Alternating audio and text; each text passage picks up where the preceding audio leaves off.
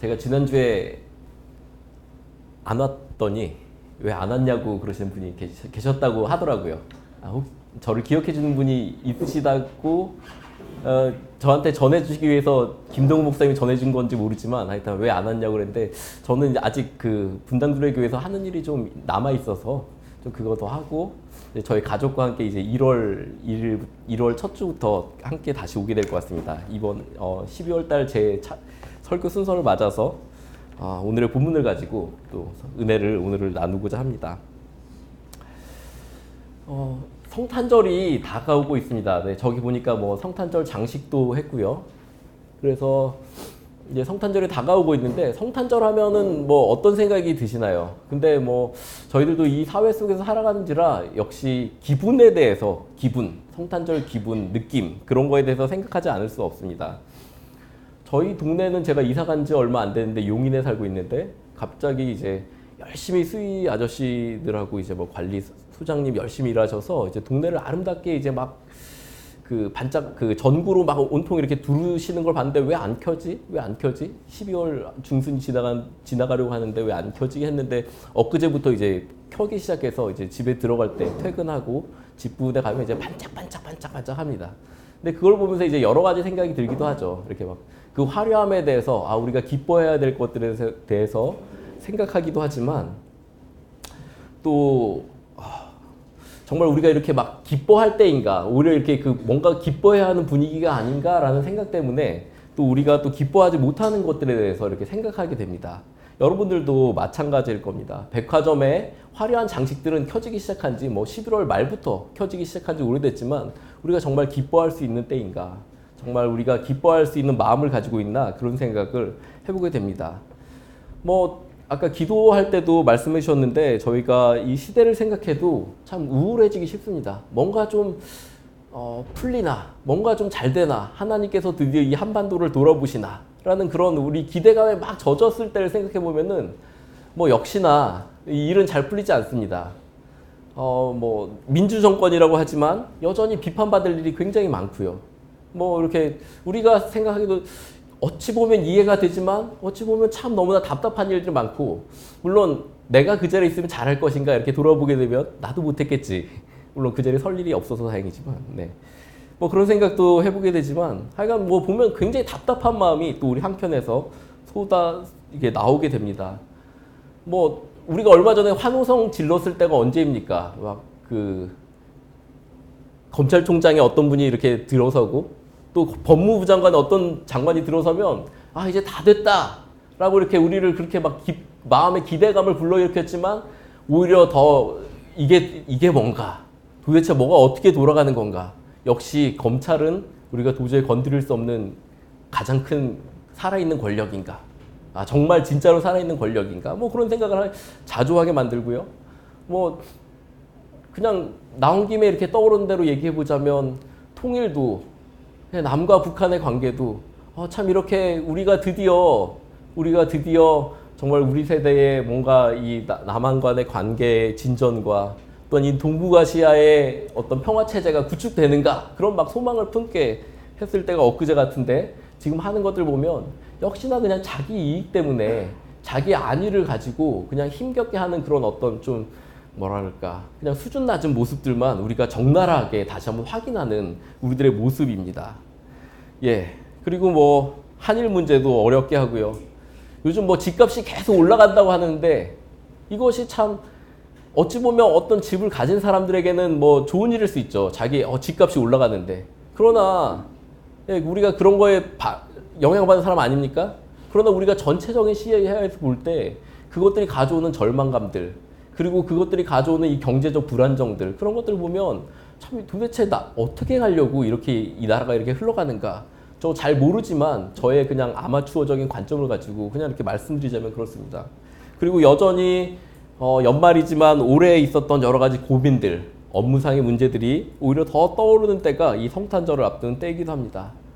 교회의 상황은 어떻습니까? 이 시대 앞에서 제가 이런 것들을 계속 나열한다는 게 참 그럴 만큼 뭐 교회가 세상에서 빛이 되고 교회가 세상에서 정말 소망이 되기보다는 교회가 이 세상 가운데서 정말 답답한 모습을 보이는 것들을 우리 자신이 너무나 잘 알고 있고, 이것이 또 남의 문제만 아니고 사실은 우리 앞에 제가 구체적인 예들을 들 수 있지만 그것이 또한 나 자신의 연약함, 나 자신의 한계가 여전히 그 안에 얽혀 있음을 발견하게 되는 그런 때입니다. 그래서 참 성탄절이지만 이런 암울한 상황들에 대해서 우리가 다시 한번 생각하게 되는 것 같습니다. 그러나 그럴 때마다 하나님께서 그냥 계시지 않고 뭔가 소망의 일을 행하셨던 것들을 우리가 기억하게 됩니다.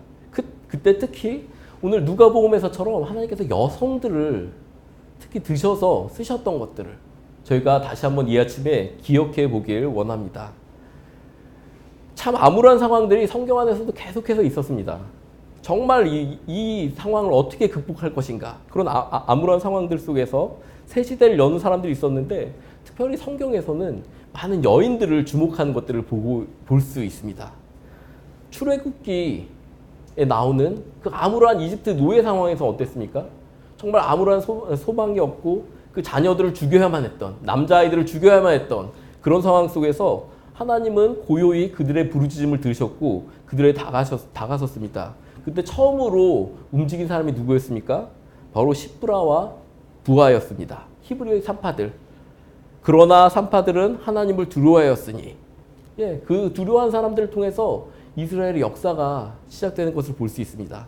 그리고 요게벳과 미리암을 쓰셔서 죽을 수밖에 없었던 모세를 겨우 살아남게 하시고 그것들 통해서 하나님의 역사를 일으키셨던 것을 우리 기억했으면 좋겠습니다. 그래서 하나님께서 결국 이스라엘을 건져내셨는데 그 다음으로 가장 암울한 때가 언제였습니까? 여호수아의 찬란한 정복? 여호수아의 그 새로운 나라를 세운 일들이 끝나고 나서 다시 또 우리에게 암울한, 그 이스라엘 백성에게 암울한 일들이 일어났습니다. 바로 사사 시대입니다. 사람들이 자기 마음에 원하는 대로, 자기의 눈에 보기에 선한 대로 이렇게 행동하기 시작한 것입니다. 정말 하나님의 백성이란 말만 있지 자기 마음대로 해서 하나님의 법도 땅에 떨어지고 자기 마음대로 하고 하나님의 백성 가운데 이런 비참한 일이, 이 세상에도 없는 이런 비참한 일들이, 토막살인 사건들, 뭐 그런 일들이 일어나는 거죠. 그때 하나님께서 누구를 드셨습니까? 한 구석에 있던 아기를 낳지 못하던 한 여인 한나를 드셔서 한나의 기도를 들으시고 그를 통해서 사무엘을 예비하시고 그를 통해서 결국 다윗까지 예비하셔서 다시 하나님의 백성의 영광이 무엇인지, 하나님의 구원이 무엇인지를 보여주시기 위해서 이렇게 행동하신 것들을 우리가 볼 수 있습니다. 그리고 이스라엘 역사의 가장 어두운 때, 우리가 신약을 생각할 때 우리가 기억해야 될 것은 무엇이냐면은 그때가 이스라엘 백성이 가장 어렵고 어두운 때였다는 것입니다. 하나님의 계시가 끊긴 지 오래되었고, 또 이스라엘 나라 백성들은, 이스라엘은 그 바벨론 포로기 이후에 비록 회복하긴 했지만, 다시 자기 땅으로 돌아오긴 했지만 계속해서 그 어두움과 그 절망 가운데서 있었던 시대가 바로 이때입니다. 근데 하나님께서는 하나님의 일을 하시기 위해서 커다란 일을 하신 게 아니라, 하나님께서 그 강하신 팔로 정말 커다란 어떤 황제와 왕을 세우신 것이 아니라 하나님께서는 한 아이를 낳게 하셨고, 너무나도 작은 갓난아기를 낳게 하셨고, 또 그 아이를 낳게 하기 위해서 정말 그 변방에 있던 그 갈릴리 나사렛과, 이름도 구약에도 나오지 않는 그 나사렛과, 또 유대 땅 어느 산골마을에 있었던 사가랴와 그 아내 엘리사벳, 아주 나이 많아서 정말 아이를 낳으리라는 소망이 없었던 할머니, 그리고 너무나 어리고 정말 이 아이 그 당시에 무시받던, 그리고 너무나 어리고 이 사람이 무엇을 하겠어라고 했던 그 마리아에게 하나님께서 먼저 관심을 가지시고 다가가시고 은혜를 베푸시고, 그래서 온 세상의 소망이 바로 거기서부터 시작된다는 것을 우리가 한번 이 아침에 기억해 봤으면 좋겠습니다. 이 자리에 모인 저희들도 너무나도 작고 너무나 약한 자임을 너무나 잘 알고 있습니다. 우리가 무엇을 할 수 있겠습니까? 제가 무엇을 할 수 있겠습니까? 여기 모인 우리가 정말 함께 열자, 함께 시대를 열자, 우리가 함께 신앙 고백을 하지만 우리가 무엇을 할 수 있겠습니까? 그러나 성경에서 계속해서 이야기하시는 것은 하나님께서 작은 자의 하나님이시고, 하나님께서 바로 나와 같은 자의 하나님이시고, 내가 하나님 앞에 순종할 때 거기에서 소망이 시작된다는 것을 성경에서 계속 이야기하고 있다는 것을 우리가 기억했으면 좋겠습니다. 여기에 모인 여러분 한 분 한 분들이 나는 왜 이렇게 작을까? 나는 이 교회에서도, 이 작은 교회에서도 변두리에 있는데 나는 무엇을 할 수 있을까? 라고 생각하신다면 바로 여러분이 하나님의 은혜를 입을 만한 자입니다. 바로 여러분이 하나님의 소망이 있을 만한 그런 자라고 오늘의 성경은 이야기하고 있습니다. 그래서 오늘은 이제 그 예수님의 탄생 전에 아름다운 미팅이, 아름다운 만남이 일어나죠. 아까 얘기했던 그 엘리사벳과 바로 그 예수님의 어머니인 마리아가 만나는 그런 장면을 오늘 우리가 성경 본문에서 읽었습니다. 그래서 오늘 특별히 이제 마리아의 찬양, 마리아가 이제 그 엘리사벳과 만나고 나서 이제 그 엘리사벳의 축복을 받고 그러고 나서 이제 하나님 앞에 드리는 찬양을 우리가 중점적으로 살펴볼 텐데 오늘의 이 기도 본문은 굉장히 중요한 본문이에요. 그래서 마그니피카트라는 그런 따로 이름도 따로 있고요. 네. 마그니피카트 바로 그 마리아가 한 첫 마디, 그 기도의 첫 마디를 라틴어로 했을 때 마그니피카트라고 하기 때문에 이 기도를 마그니피카트라고 합니다. 저희는 얼마나 이 기도에 익숙한지 모르지만 혹시 이 기도 좋아하시고 익숙하신 분들 계신가요? 저희는 얼마나 이 기도를 좋아하는지 모르지만 가톨릭이나 성공회 가면은 거기는 이제 성모일도라고 있어요. 그래서 매일 몇 시마다 이렇게 기도를 드리게 돼 있고 다 하는 건 아니지만 많은 분들이 따라해요. 근데 저녁마다 그거에 참여한 사람들이 꼭 드려야 되는 기도가 있는데 그게 뭐냐면 바로 이 마그니피카트예요. 그러니까 수많은 기독교 세계의 기독교인 수많은 사람들이 바로 이걸로 자기의 매일매일 신앙 고백하고 이걸로 하나님, 이 마리아의 기도를 가지고 하나님 앞에 나아가고 자기의 신앙을 고백하면서 아, 내가 누구지? 아, 내가 어떤 사람이구나를 깨닫는다는 거예요. 바로 교회의 기도, 정말 이 첫 그리스도인의 기도가 바로 이 마그니피카트입니다. 저도 이 기도를 사실 잘 몰랐어요. 저도 잘 몰랐고 그냥 마리아에 대해서, 마리아라는 인물이 얼마나 정말 훌륭한 믿음을 가진 사람인지에 대해서 아는 것도 오히려 이제 우리 개신교인들은 반발감이 있잖아요. 가톨릭에서 성모 마리아, 뭐 무음 잉태, 그 다음에 뭐 또 승천했다, 뭐 그런 성경에 없는 그런 조금 잘못된 교리들을 강조하면서 좀 우리가 반대로 마리아를 개신교에서는 또 일부러 낮추는 경향이 있기 때문에 우리가 마리아가 얼마나 우리의 신앙의 모델인지, 사실 우리 안에 더더욱 사실 여성들의 신앙에 대해서 부각돼야 되는데, 그래서 가톨릭 신앙 안에서는 여성들이 부각되고 있었는데 개신교는 그 반발로 우리 안에 있는 이 가장 소중한 자원을 오히려 잃어버리고 있지 않았나 생각됩니다. 저는 그러다가 저도 이제 그 현장에 나가서 기도하는 거를 좋아해요. 저 이렇게 그냥 그렇게 성경을 읽으면 그렇게 하라고 했기 때문에 하나님께서 고난받는 자들의 고통을 들으시고 그것에 함께 하시고 그곳에서 응답하신다는 그런 얘기를 성경에서 읽었기 때문에 저도 고난받는 장소에 나가는 걸 좋아하고, 그래서 어떤 기도회에 한 3년 동안 계속해서 나갔었어요. 부가연동 지금 재개발돼서 그 마풀에? 뭐라 그러죠? 마포 아시는 분 있지 않아요? 그 지역을? 마포와 뭐 어디를 해서 이렇게 짓고 하게 거의 완전 재개발됐거든요. 그 재개발 거기서 이제 그 장사를 하시던 분이 그 재개발에서 쫓겨났어요. 그래서 다 그냥 흩어졌는데 그분만 길바닥에서 텐트를 치고 거기서 이제 농성을 시작하신 거예요. 그래가 그 자기 장사하던 그 곱창집 앞에서 텐트를 치고 농성을 시작하셨고, 저도 그냥 우연히 알게 돼서 아, 이게 필요하다고 해서 한 주에 뭐 여러 가지 연대한 단체들이 많았는데 제가 연대했던 단체는 수요일날 가서 수요일날 계속 기도회를 했어요. 근데 뭐 한 3년, 4년 동안 해결되지 않아서 저도 뭐 직장인이고 뭐 야근하면 못 가고 집에 무슨 일 있으면 못 갔지만 3년, 4년 계속 나갔던 것 같아요. 근데 그때 그 기도회를 인도하는 사람이 성공회 쪽 인물이어서 그 저녁 기도회를 하면서 매번 이 마리아의 기도를 하더라고요. 근데 제가 그곳에 가서 이렇게 참여해서 참 이 문제도 해결 안 되고 뭐 법으로도 해결 안 되고 뭔가, 그리고 막 날은 추웠다가 비도 왔다가 그 3, 4년 동안 태풍도 불어닥치고 눈도 내려오고 그런 때마다 거기서 이제 뭐 추우면 난로 하나 켜놓고 이렇게 예배드리고 뭐 그랬던 그랬지만 그곳에서 매번 갈 때마다 이 마리아의 기도를 가지고 하나님 앞에 기도하면서 저는 굉장한 힘을 얻었어요. 그냥 이렇게 크게도 울지 않고 그냥 조용하게 이거를 그냥 함께 기도하면서 굉장히 힘을 얻었던 그런 기억이 있습니다. 그래서 오늘 성탄절 앞에서 우리도 함께 이 기도를 했으면 좋겠다. 이 기도가 어떤 내용인지 알고 우리가 함께 이 기도를 할 수 있는 사람들이 됐으면 좋겠다. 예, 우리는 누구입니까? 기도할 수 있는 사람이고 찬양할 수 있는 사람이고 이 말씀을 아는 자들 아닙니까? 그런 걸 할 수 있으면 좋겠다는 생각이 들어서 오늘의 본문을 가지고 여러분 앞에 섰습니다. 예. 그래서 오늘 그냥 오늘의 장면은 제가 이렇게 설교를 하면서 말도 빠르게 하고 뭔가 많은 정보를 제시하기 때문에 이렇게 가라앉은 분위기가 아니라 예, 한번 웃으시라고 하는 건데 굉장히 약간 들뜨는 분위기예요. 여성 둘이서 만난 겁니다. 너무 반가워하고 야! 소리를 지르는 분위기가 바로 오늘의 분위기를 보시면 됩니다.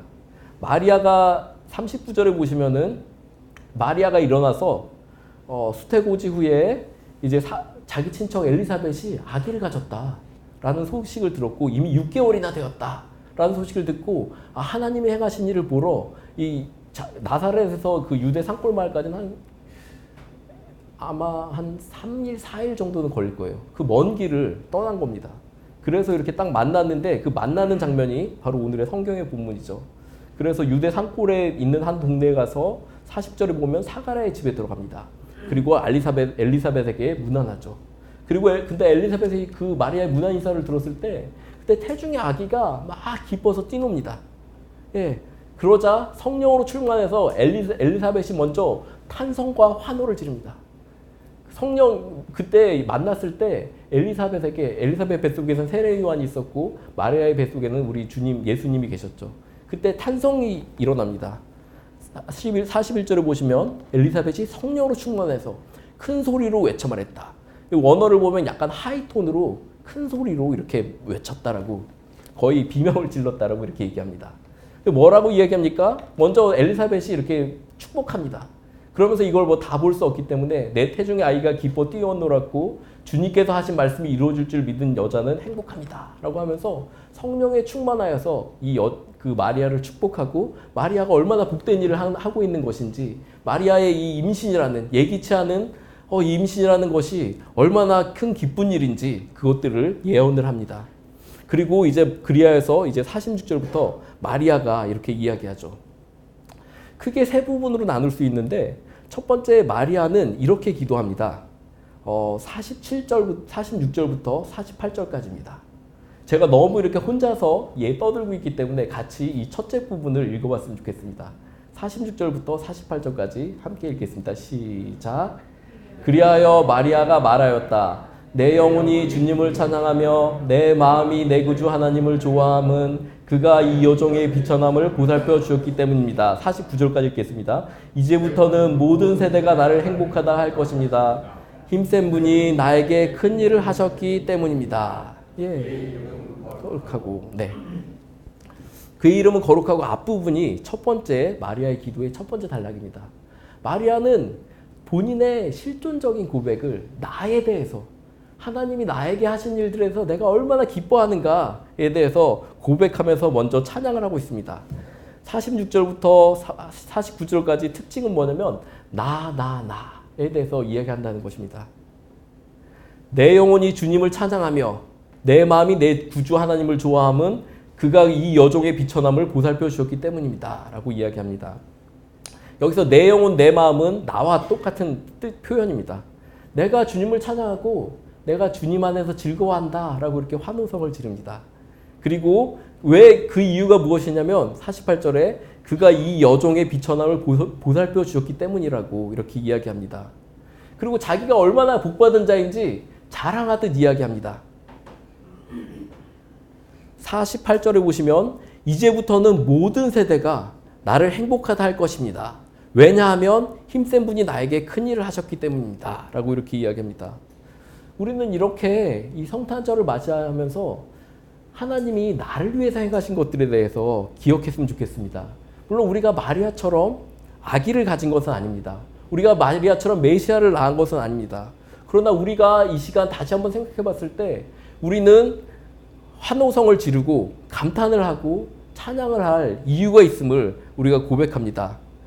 왜냐하면 우리는 마리아는 앞으로 어떤 일이 일어날지 몰랐지만 이제 나를 통해서 메시아가 태어날 것이다. 그 정도만 알았지만 우리는 이미 메시아가 이 땅에 왔고 메시아가 우리를 위해서 삶을 사셨고 우리에게 말씀을 건네주셨고 우리를 위해서 십자가에 달려 돌아가셨고 우리를 위해서 부활해서 아는 자임을 알기 때문입니다.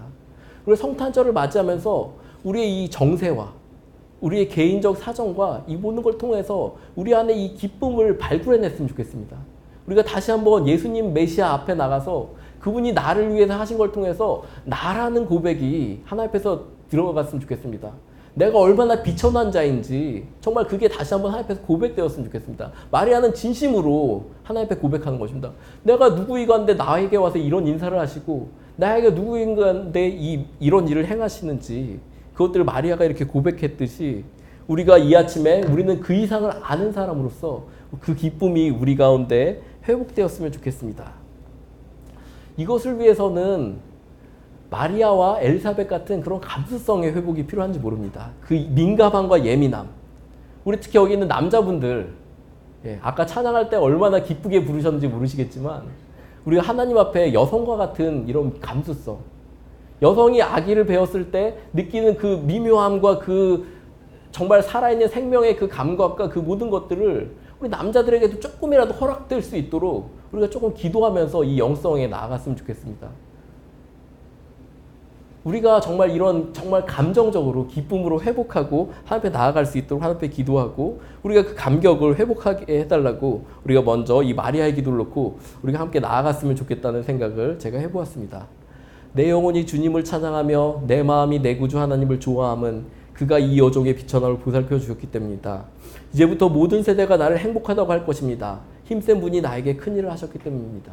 나는 약하지만 주님께서 여러분을 위해서 행하셨습니다. 주님께서 여러분을 앞으로 오는 모든 세대가 우리를 행복하다고 할 것입니다. 이 말씀을 믿기를 바랍니다. 한번 아멘 좀 해주세요. 네, 감사합니다. 네. 제가 있는 교회도 원래 아멘을 안 하는 교회예요. 근데 한번 요청하고 싶었습니다. 아멘 한번 요청하고 싶습니다. 한 번 더 할까요? 아멘? 네, 감사합니다. 그 두 번째는 이제 마리아의 기도의 두 번째 부분은 하나님께서 참 이 마리아를 보면서 이 메시아를 맞는 그리스도인들이 어떤 사람들이고 또 메시아는 어떤 분이신가에 대해서 우리에게 잘 보여주고 있는 것 같습니다.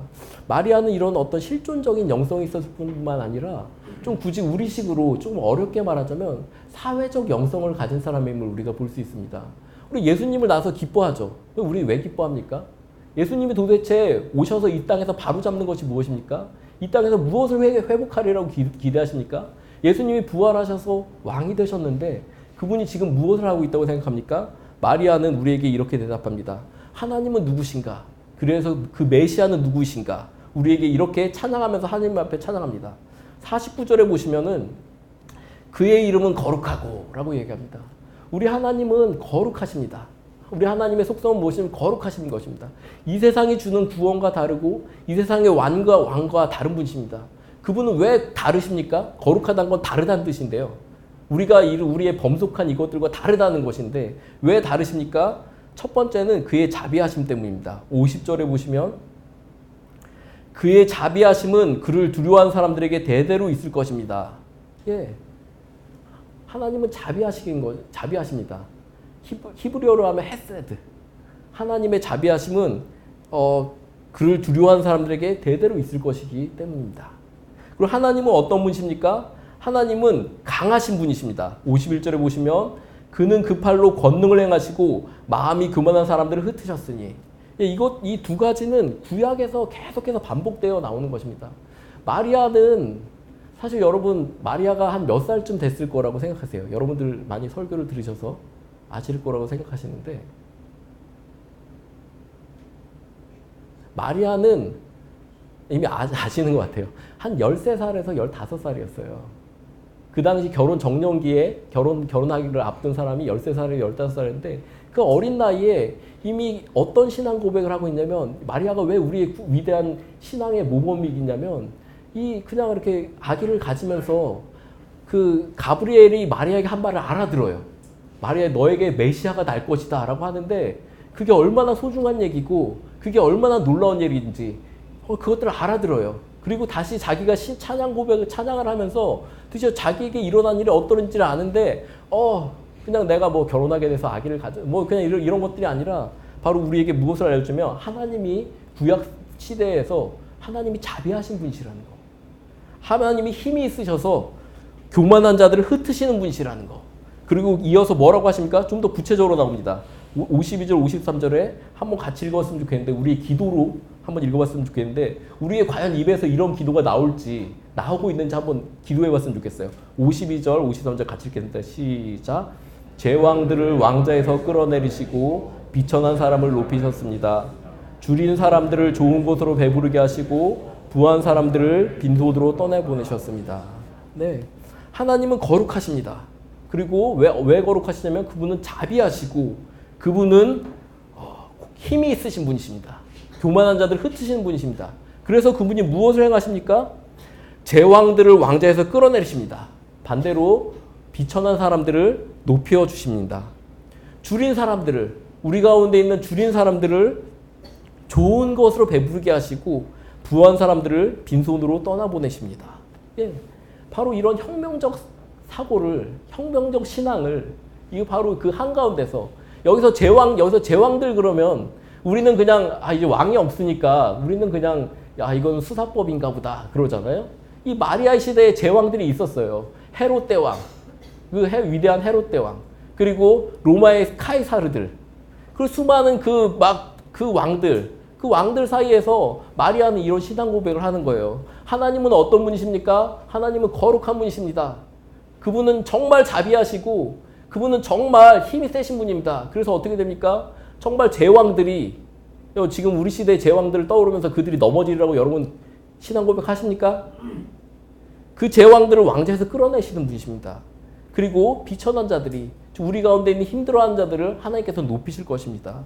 그리고 정말 줄인 자들, 우리 가운데 여전히 있는 굶는 사람들, 그런 사람들을 좋은 것으로 정말 채우시고 부한 사람들을 빈으로 떠나보셨습니다. 이렇게 마리아가 자기 속에서 이런 신앙 고백을 하는 것입니다. 구약의 시편에서 외쳐졌던 신앙 고백이고 구약에서 수많은 이야기들을 통해서 외쳐졌던 것들입니다.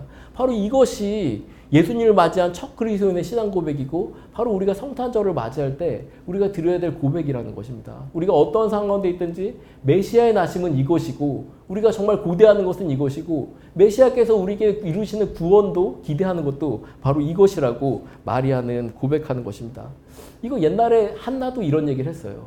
왜 한나가 아기를 낳고 나서, 사무엘의 어머니 한나가 아기를 낳고 나서 하나님 나를 통해서 아기를 낳게 하셨습니다 라고 해서 내 소원이 정말 한이 풀어졌습니다 라고 그냥 그치는 것이 아니라 한나의 기도를 다시 한번 열어보세요. 마리아의 기도랑 똑같은데 하나님께서 드디어 이 땅 가운데 드러나셨는데 단지 내 아기가 태어나는 것이 아니라 이 시대의 어둠 가운데서 힘 있는 자들을 하나님께서 내리치시고 힘 있고 교만한 자를 내리치시고 어려운 상황에 있지만 겸손하게 하나님의 구원을 바라는 자들을 하나님께서 드십니다를 더 길게 아주 얘기하는 것들을 알 수 있습니다. 한번 집에 가서 사무엘상 2장 2절에서 8절까지 한번 살펴보셨으면 좋겠어요. 그리고 이 마리아의 고백이 누가복음에서 다시 나오잖아요. 누가의 이 팔복 설교는 마태복음의 팔복 설교와 다른데 6장 20절에서 26절 보시면은 바로 예수님이 바로 이와 똑같은 얘기를 이 마리아의 찬양에 나오는 고백을 다시 한번 하는 것을 할 수 있어요. 6장 21절에 보시면 6장 20절부터 보시면 이렇게 얘기해요. 너희 가난한 사람들은 복이 있다. 하나님 나라가 너희의 것이다. 너희 지금 굶주리는 사람들은 복이 있다. 너희가 배부르게 될 것이다. 너희 지금 슬피 우는 사람들은 복이 있다. 너희가 웃게 될 것이다. 이런 복만 있는 게 아니라 화가 있죠. 다시 한번 얘기합니다. 24절을 보시면 그러나 너희 부유한 사람들은 화가 있다. 너희가 위안을 받고 있기 때문이다. 너희 지금 배부른 사람들은 화가 있다. 너희가 굶주리게 될 것이기 때문이다. 너희 지금 웃는 사람들은 화가 있다. 너희가 슬퍼하며 울 것이기 때문입니다. 이 마리아의 신앙은 바로 예수 그리스도의 신앙을 예견케 하는 것이고 바로 이것들을 믿고 이것들을 바라보는 신앙을 고백하는 그런 영성을 가졌다는 것입니다. 우리도 우리의 시대 앞에서 성탄절을 맞이하면서 우리 메시아가 하실 일이 무엇인가, 우리가 정말 기도해야 될 것이 무엇인가, 고대하고 있는 것이 무엇인가, 우리가 교회로 모여서 무엇을 바라며 무엇을 향해서 나가고 있는 것인가, 이 사회를 향해서 무엇을 향해 나가고 있는 것인가를 오늘 이 기도를 다시 한번 생각해 봤으면 좋겠습니다. 그리고 마지막으로 마리아의 신앙은 역사적 영성을 가지고 있었습니다. 굉장히 실존적인 영성을 가지고 있었고 사회적 영성을 가지고 있었고 우리의 말로 하자면 역사적 영성, 구속사적 영성을 가지고 있었습니다. 마지막 기도가 어떻게 끝납니까? 54절부터 56절까지 이렇게 그는 기도하고 있습니다. 그는 자비를 기억하셔서 자기의 종 이스라엘을 도우셨습니다. 우리 조상들에게 말씀하신 대로 그 자비는 아브라함과 그 자손에게 영원토록 있을 것입니다. 이렇게 고백합니다. 하나님이 그의 종 이스라엘, 다시 구약의 역사에 다시 들어가게 됩니다.